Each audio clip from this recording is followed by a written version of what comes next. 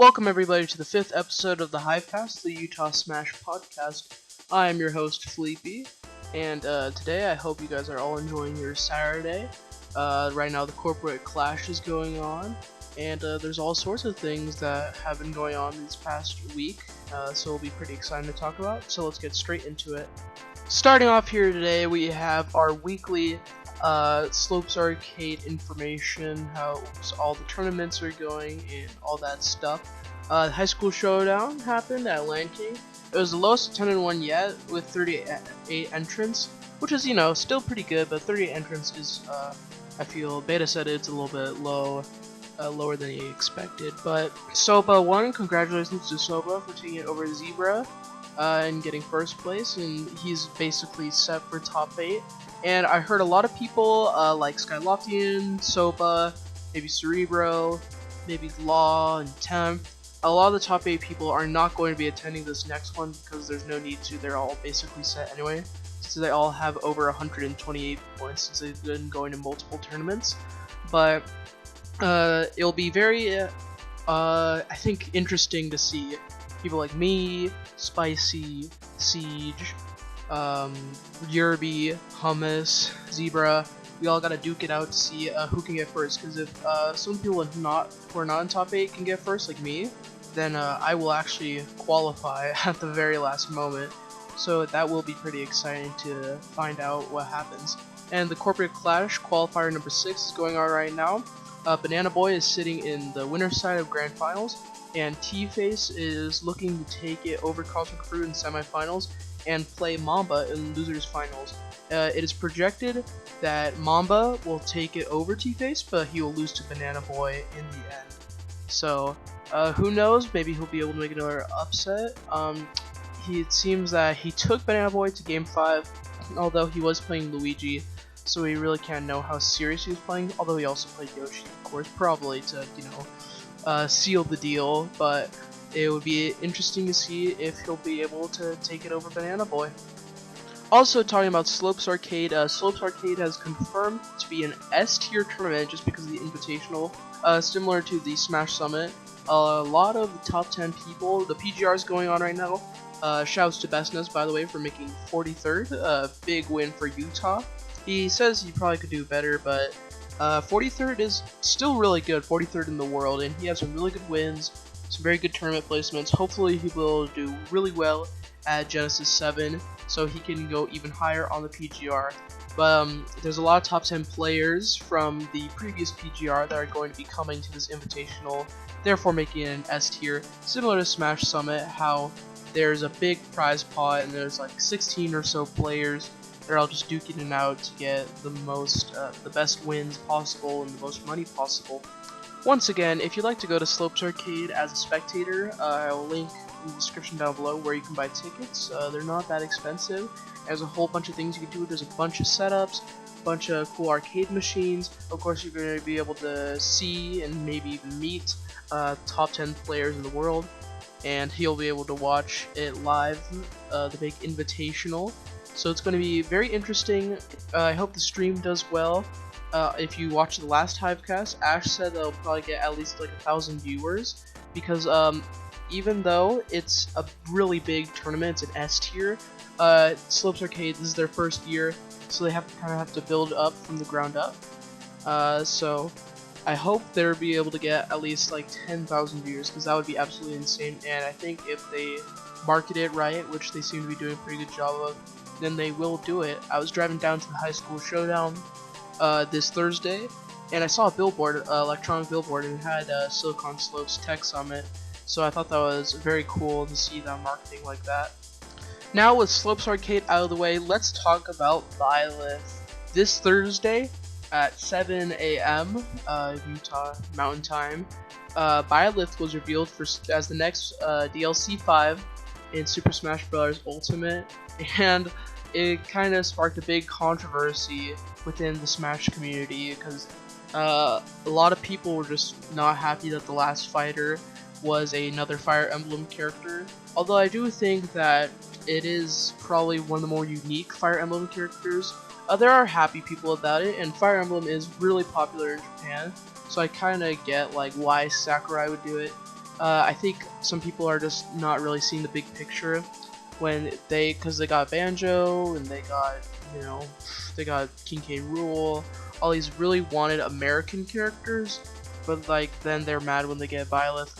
And it's kind of ironic because they'll want Sora or Dante or something, but then when they get a Fire Emblem Sword, they're kind of mad about it. But it's all good. Byleth will be coming out on the 28th, along with some meat costumes, most notably Cuphead costume that comes with the song, very similar to Sans. And I think I will be buying that one. It looks pretty cool, and the song sounds pretty good. Byleth, people are kind of up in the air if he'll be good or not. He's very slow, but has got very good range and is very strong. So, I don't know if I'll see a lot of really good Byleths in the Utah scene. If you guys are going to main Byleth, then good luck to you guys. You guys are gonna have to lab him for like the first week if you want to do well in bracket. But it will be interesting to see where this character goes. On the East Coast, we have Glitch 8, a Smash Ultimate Major going on right now. There's a lot of good attendance. I believe Meister is first seed, so he's projected to take it all. But there's going to be a lot of good people going. There's Stroder, or Stroder Amy, I have no idea. The winner of the first crown, although Crown 2 is coming out this summer. Just saying, you guys should register when it comes out. And Cosmos, I believe got third at Crown, and is top 40 on the PGR. I don't know the exact number, but he was just revealed on the PGR. So there's gonna be, this is the first big besides I think Let's Make Big Moves for the PGR for the new season, Glitch 8, and it's going on January 18th through 19th. And some big tournaments that are coming up after that. The biggest one is obviously Genesis 7. I think there was a Utah carpool going down. I definitely know Best Ness is going down. And he says it's going to be very exciting to see a lot of cool Ness clips done by him. So I wonder if he'll do very well. I hope he gets top 4. That would be insane if he would. I think around top 16 is probably more likely. But we'll see how it goes. And for our final story, we have Land King Smash Royale 11 coming up very soon on February 1st, and it's going to be one of the most unique Smash Royales we've had yet. First of all, there's going to be $1,000 pot bonus provided by both Top Golf and Land King. Yeah, you heard that right. Land King is partnered with Top Golf for this tournament, and it's going to be held there. It's going to be an on-site restaurant, golfing bays, and a bunch of top players going. So far we have Zebra, Mint, Kofu, Temp, Valor, Splash Daddy, Tiberius, just to name a few, as well as Cosmos already, and possibly a few other like top PGR players coming in because it's right after Slopes Arcade, so they might not be leaving immediately. I'll definitely link the registration in the description below. It should be a very interesting tournament. I think it's going to have a bit of a Smash Royale resurgence, since for a while a lot of top PR players in the Utah scene said that Smash Royale was just sort of not that great, kind of fell off the mark, but this is a big deal, especially with that pot bonus. I think Best Ness will definitely come, since there's $1,000 included, and if no other PGR players come, then I think that we will see Best Ness versus Cosmos in Grand Finals, which should be very interesting. And if you can't make it, I might not be able to make it, I definitely would recommend we should watch the stream at twitch.tv/LandKingGaming. So I think if you guys can make it, it'll be a great experience. I don't know if they'll ever do it again, because I don't know if they'll have enough money to partner with Top Golf to provide this big pot bonus. So it's going to be a once in a monthly, I don't know, experience. Also, this is being recorded after I just mentioned that whole Smash Royale thing. I forgot to mention that there will also be the Balboa Bracket going on at the Smash Royale. If you don't know what Balboa Bracket was, basically for free. I had no idea this was for free. If I had known that, I would definitely have done it, but players can be coached, like players like mid-tier players in the Utah scene could be coached by top PR players like Best Ness, you know, Temporary Plan, all sorts of people, and then like top 30 players as well, like TLK 777. So They're gonna be duking out in the finals. I don't know if there's any money there. I think there is money, since there is a $10 event fee for per Padawan, as they like to call it. But I hope they'll be able to do Balboa Bracket again. If so, then it'll be on the Facebook group. Make sure to just go and join the Facebook group if you haven't already.